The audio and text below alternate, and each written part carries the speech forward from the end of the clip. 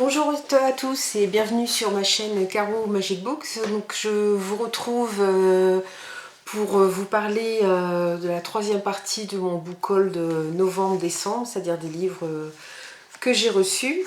Je vais commencer par les livres papier. Alors, j'ai reçu 2 livres de la part de M+ Édition que je remercie. Alors, le premier, c'est La prophétie, livre 1, l'oracle de Jenny J.R.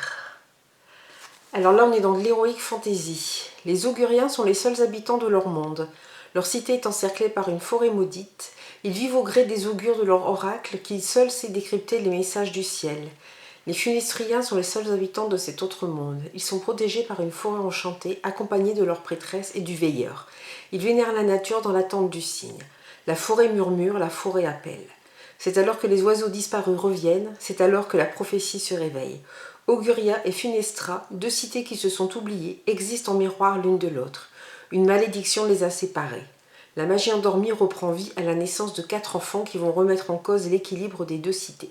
Seul l'élu, l'enfant de la lune, saura faire basculer le monde. Mais de quel côté? Voilà, ça c'est le tome 1. Ensuite, j'avais reçu Oscal de Guillaume Coquery. C'est un auteur que je voulais lire depuis un petit moment, donc je suis contente de le recevoir. Alors, là on est dans du policier. Été 2010, dans un bois proche de Besançon, une joggeuse disparaît. Elle ne sera jamais retrouvée et, étrangement, l'affaire sera vite classée. 2018, à proximité de Toulouse, une danseuse de cirque est découverte morte. Pour le jeune capitaine Damien Sergent et ses coéquipiers, cette affaire a toutes les apparences d'un suicide, jusqu'à ce que certains éléments les conduisent à Besançon. Sur place, certaines personnes ont tout intérêt à ce que le passé ne soit pas déterré. Entre manipulation, influence et souvenirs douloureux, l'équipe de Damien Sergent évolue désormais en terrain hostile. Voilà pour Oscal de Guillaume Coquery. Ensuite, j'ai reçu, alors ça je l'ai depuis un moment, de Cindy C, Le bal des psychopathes, de Gabriel C, pardon, Le bal des psychopathes. Il y a un petit moment que je dois le lire aussi. Chris, brillante chirurgienne, se retrouve perdue au beau milieu de nulle part lorsque son rendez-vous clandestin avec son amant tourne au cauchemar. Une rencontre malheureuse au détour d'une route va changer le cours de son existence à tout jamais. Séquestrée dans le sous-sol d'un chalet, elle subira les sévices physiques et psychologiques de ses bourreaux, 3 êtres pervers échappés d'un asile qui n'auront de cesse de la tourmenter, se délectant des souffrances infligées à la jeune femme. Elle devra chercher au plus profond d'elle-même la force de lutter et de s'en sortir coûte que coûte. Alors s'engagera un combat inégal avec ces tortionnaires qui ne pourra avoir qu'une seule issue. Mais le chemin qu'elle empruntera vers la liberté sera-t-il le bon? Ne se perdra-t-elle pas dans tous ces faux semblants? Ouais, bon, ça promet, celui-là à mon avis... Voilà, une personne prisonnière avec 3 bourreaux. À mon avis, un jeu psychologique du chat et de la souris. Ça va être très bien, ça. Ensuite, je vais vous présenter, alors je vais vous les présenter en papier parce que même sur la liseuse, la couverture rend pas terrible. Alors là, je tenais à remercier les éditions William Emmanuel et sa maman Arline Lacourcière, des éditions Lacourcière, pour m'avoir envoyé en numérique. Alors tout d'abord, Disparition. Voilà. Donc, Disparition de Yvonne Endurant. Donc là, on est encore une fois dans du policier. Alors, le jeune Tom, 13 ans, et sa petite sœur Sarah arrivent de Paris alors que l'année scolaire est déjà entamée. Orphelins, ils n'ont plus que leur tante à Nantes qui n'est pas trop chantée de les accueillir. Dans cette ville, ils ne connaissent personne, mais un soir, la tante de Tom disparaît dans des circonstances troublantes. Encore, on est dans les policiers. Alors là, à mon avis, ça pareil, ça va être du bon policier.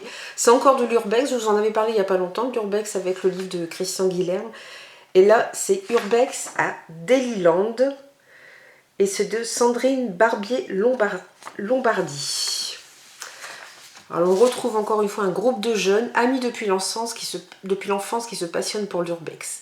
Théo, Nathan, Alice et Julie, des adolescents lyonnais à l'aube de leur majorité, décident de se risquer au mystérieux Dailyland, un parc d'attractions abandonné depuis plus d'une trentaine d'années.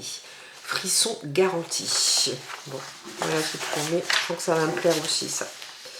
Là, je repasse à du fantastique. Alors, avec Anantia, livre 1, à la hâte. Donc là, on est plus, d'après le résumé, je pense, dans la science-fiction, le fantastique. Cette dystopie fantastique ravira les fans d'Escaflowne. Alors, pour ceux qui ne connaissent pas Escaflowne, c'est un manga japonais, évidemment, parce que les mangas sont japonais. J'ai pas trop suivi, j'ai vu que quelques épisodes, parce que ça remonte quand même en quelques années, et je crois qu'il y avait un robot dans l'histoire. Mais après le reste de l'histoire, j'avoue que c'est pas un manga que j'ai suivi. Donc, dans Le Voyage d'Anantia, j'ai oublié de vous donner le nom de l'auteur, Bernard Larivière, 245 milliards d'habitants peuplent la planète Anantia depuis des milliers, peut-être des millions d'années. Depuis un événement qui a marqué les mémoires sous le nom du Grand Choc. Les Anantes ont organisé un système politique stable qui garantit une très forte proximité entre le pouvoir et les individus, mais aussi une très grande diversité de cultures et de styles de vie. Tout semble donc parfait pour ces êtres qui jouissent d'une durée de vie sans limite. Mais Anantia doit désormais faire face à l'emballement d'une maladie ancienne, longtemps restée sporadique, dont les conséquences sur la stabilité de la société commencent à inquiéter quelques leaders. Voilà, je ne vous en dis pas plus pour pas trop spoiler. Ça a l'air pas mal du tout aussi. Bon, j'aime bien aussi le... Alors, j'aime bien l'heroic fantasy, j'aime bien le fantastique. J'aime bien aussi la science-fiction. Le problème avec la science-fiction, c'est que je suis une bille en science, et parfois quand ça part dans des termes ou des descriptions un petit peu trop scientifiques pour moi, je m'y perds un petit peu. Je sais que j'avais lu les enfants de Darwin, c'était un livre magnifique, mais c'est vrai qu'il y a quelques descriptions scientifiques assez compliquées. C'est pareil, c'est comme 2001, l'Odyssée de l'espace. Après avoir vu le film, j'ai voulu lire le livre et sa suite. Enfin, il y a plusieurs suites, mais je crois que j'en ai lu qu'une. Là, on part carrément dans pas de psychologique, mais vraiment une réflexion sur Dieu, sur la vie. Enfin, c'est très complexe. C'est vraiment très intéressant, la science-fiction, mais c'est vrai qu'il faut parfois s'accrocher pour bien tout comprendre. Ensuite, le dernier s'appelle Le Monde de P d'Anthony DM.